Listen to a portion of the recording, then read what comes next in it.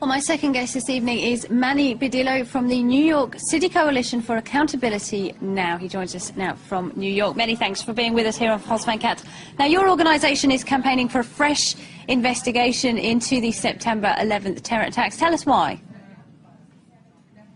Well, basically, when it comes to the only public inquiry into the events that took my uncle's life and 3,000 others, what we find is the U.S. government has told us a story that conflicts tremendously with the physical, scientific, corroborated evidence that we could all find in the public forum. 60% of the commissioners said that they were lied to, that we did not get the entire story. 70% of family members' questions were never answered during that only public inquiry years ago. Here in New York City, for the past year, we've collected 80,000 signatures to have on this November's ballot a referendum that allows for New York City voters to say yes to an impartial, non-political, subpoena-powered investigation, a proper investigation, into the events that took my uncle's life. Are you saying that you don't believe Al-Qaeda and Osama bin Laden were behind the attacks?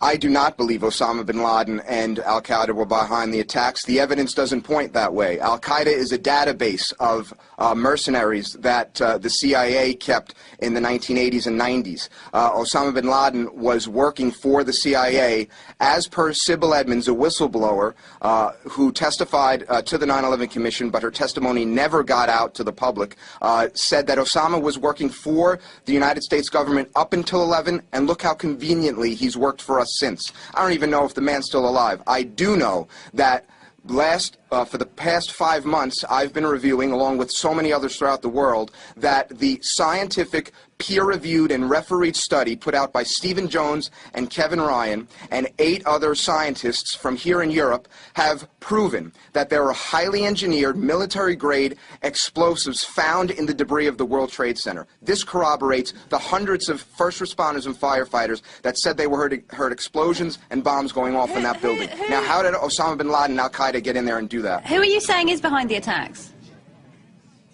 Well, that's why this event, this mass murder, this unsolved crime begs for a new investigation. We have to find out what happened. At the very least, as a grand cover-up. At the very most, this was criminal elements within the United States government and foreign governments and corporate entities that managed to rig those buildings and take them down. This is where the evidence points. The evidence does not point to what the U.S. government is trying to condition us to believe. Can I put it to you, though, that in the last 8 years there hasn't been a terror attack in the United States? Many people say that the war in Iraq was the wrong thing to do, but that the war in Afghanistan, as President Obama says, is the right theatre for the so-called war on terror. Would you not say that the fact that there's been no terror attacks in the last 8 years means that the U.S. administration is, at least now, on the right path? You know, it could also mean that there was no real threat to begin with. We're in Afghanistan right now, and we're bombing innocent Muslim families. We're demonizing them throughout our media. What we find is, in Afghanistan, not only is there an oil pipeline that's supposed to be built through there, but we find a tremendous wealth of natural resources, including opium fields, okay?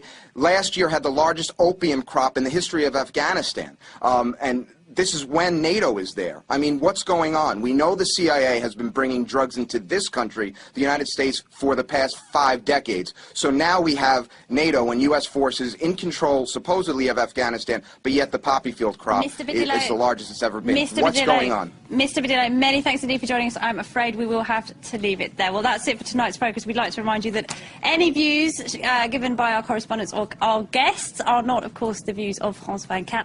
Do stay tuned. More international news and headlines coming up right after this.